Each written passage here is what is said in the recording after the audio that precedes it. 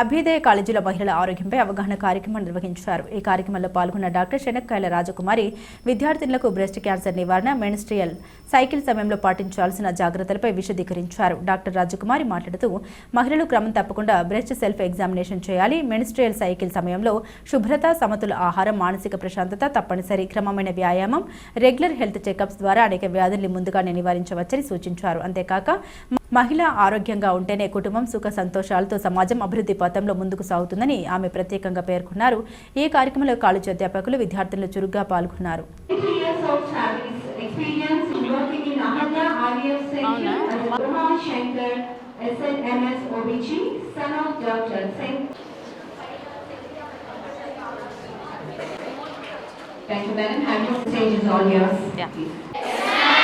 You will sleep now or you listen to what I say? Both. Okay. You're all, what is your age? 16. Okay. So I have come to talk to you about adolescent health. So adolescence is 10 to 19 years. Yes? You know what is adolescence?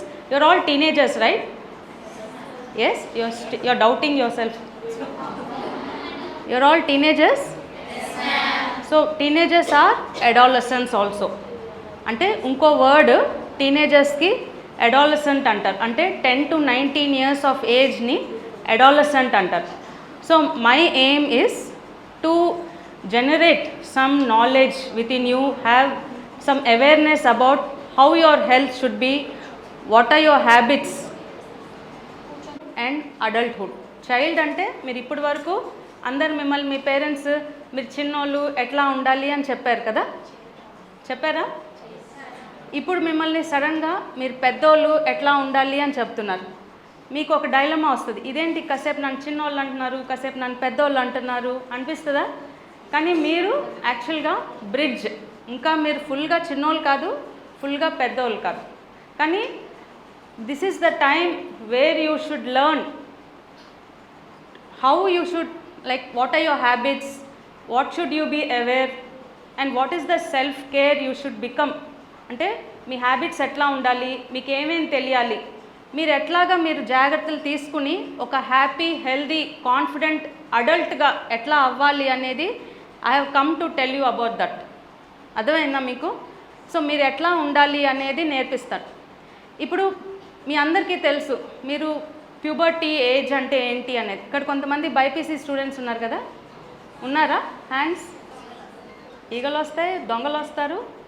అలాగే ఈ ఏజ్లో మీ యొక్క habits కూడా కరెక్ట్గా ఉండాలి. అంటే మీ చుట్టూతో ఎట్లా ఉంటుందంటే, ఇప్పుడు మీరున్న ఏరియా కొంతమంది అసలే స్టార్టింగ్లో స్మోకింగ్, ఆల్కహాల్, డ్రగ్స్ వింటున్నారు కదా, ఇవన్నీ కూడా ఈ అడాలసెంట్ పీరియడ్లోనే ఎంటర్ అవుతాయి.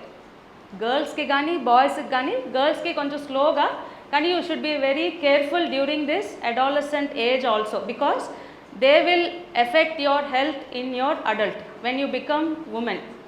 అర్థమైందా? సో నెక్స్ట్ ఇంకోటి చాలా ఇంపార్టెంట్ పీరియడ్ ఈ టైంలో, ఈ ఏజ్ గ్రూప్స్లో రిప్రొడక్టివ్ ఏజ్ గ్రూప్స్ అంటాం. అంటే ఒకసారి ఈ అడాలసెంట్ హెల్త్ అయిపోయినాక మీరందరూ ఒక రిప్రొడక్టివ్ ఏజ్, చాలామంది ఫ్యామిలీస్లో చదువద్దు ఇంకా పెళ్ళి చేసేస్తాం అంటారు. సో ఈ టైంలో కూడా you should be aware how you should be careful to not become pregnant, what are the contraception to be used అనేది కూడా ఇప్పుడే తెలియాలి. అంటే ఇప్పుడు అవసరమా అంటే కొంచెం నాలెడ్జ్ ఉండాలి, because you have to make your own decisions this time. So ఇంకోటి మీ ఇమోషనల్ హెల్త్ ఎట్లా ఉంది. ఇప్పుడు మీరు చిన్నప్పుడు మారం చేసినా ఏం అనేవారు కాదు, బుజ్జగించేవారు. ఇప్పుడు మాత్రం ఏదన్నా మారం చేస్తే, అంటే అలిగినా, కోపం వచ్చినా, ఇంపల్సివ్ డెసిషన్స్ తీసుకున్నా, నువ్వు పెద్దదానివి, మంచిగా బిహేవ్ చేయాలి అని చెప్తారు. ఆకుకూరలు, గ్రీన్ లీఫీ వెజిటేబుల్స్, తర్వాత కాల్షియం, మిల్క్, పన్నీర్, నువ్వుల లడ్డూలు ఉంటాయి కదా, పల్స్లో ఉండదు, పన్నీర్, మిల్క్, నువ్వులు, డ్రై ఫ్రూట్స్. తర్వాత vitamins, minerals are all your fruits and vegetables.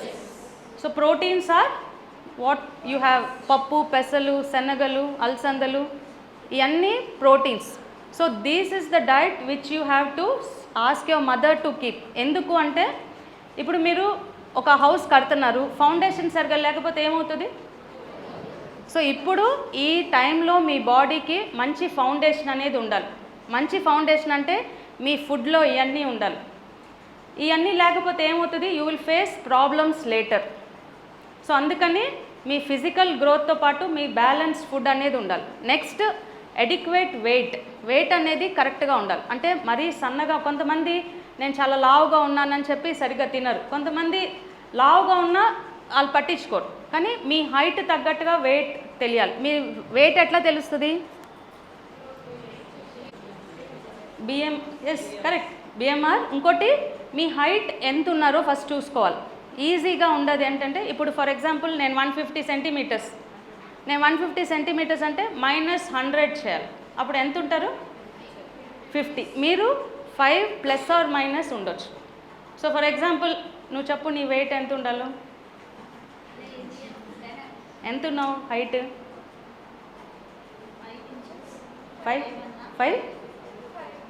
5.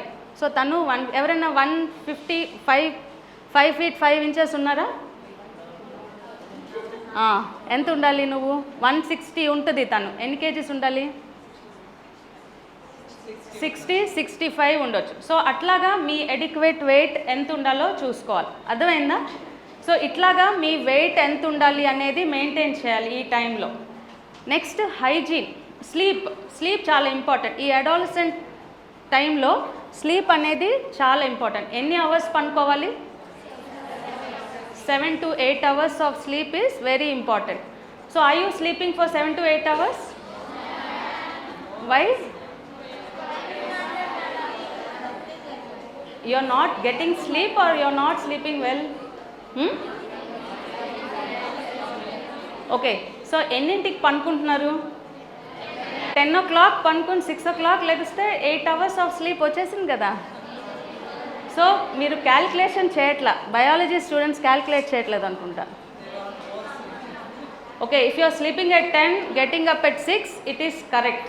You are getting good sleep, but maybe you are not sleeping every day at the same time. That's why you are not thinking you are getting good sleep. But sleep కావాలి, మంచి sleep అంటే 7 to 8 hours of sleep is enough. And before that ఒక 30 minutes మీరు మీ gadgets ఏమీ చూడకూడదు. First అది దూరం పెట్టేసేయాలి. తర్వాత మీరు నిద్రపోయే ముందు ఎవరైనా ఫోన్ పట్టుకుని బ్రౌజ్ చేసినా, గేమ్స్ ఆడినా స్లీప్ రాదు. అందుకే మీకు ఎడిక్వేట్ స్లీప్ అనిపించట్లేదు. సో మీరు అవి దూరంగా పెట్టాలి. ఇంకోటి ఎవ్రీడే ఫిక్స్డ్ షెడ్యూల్ పెట్టుకోవాలి. మీరందరూ హాస్టల్లో డే స్కాలర్సా? డే స్కాలర్స్ కదా. మేము హాస్టల్లో ఉన్నప్పుడు 11కి పనుకుని 4కి లేసేవాళ్ళం. ఓకే, ఎప్పుడు ట్యాబ్లెట్స్ తీసుకోవాలి అంటే బాగా బ్లీడింగ్ ఎక్కువ అవుతుంది అంటే 1 hourకి 2 hours ప్యాడ్స్ మార్చాల్సి వస్తుంది. బాగా క్లాట్స్ పడుతున్నాయి, కడుపులో బాగా నొప్పి వస్తుంది, అసలు ఇంకా కూర్చోలేకపోతున్నారు. ఆర్ రెగ్యులర్ పీరియడ్స్ రావట్లే, అంటే 3 months అయిపోయింది అయినా పీరియడ్స్ రావట్లేదు. అప్పుడు ఖచ్చితంగా డాక్టర్ ఒక అడ్వైస్ తీసుకోవాలి. అర్థమైందా? సో ఇది నాట్ నార్మల్ అనమాట. ఈ ఏజ్ గ్రూప్లో చాలామందికి పీరియడ్స్ రెగ్యులర్గా రాకపోవటం, గైనకాలజిస్ట్ దగ్గరికి వెళ్ళటం, స్కాన్ చేయటం, పీసీఓఎస్ అని చెప్తారు. పీసీఓఎస్ అంటే ఏంటి?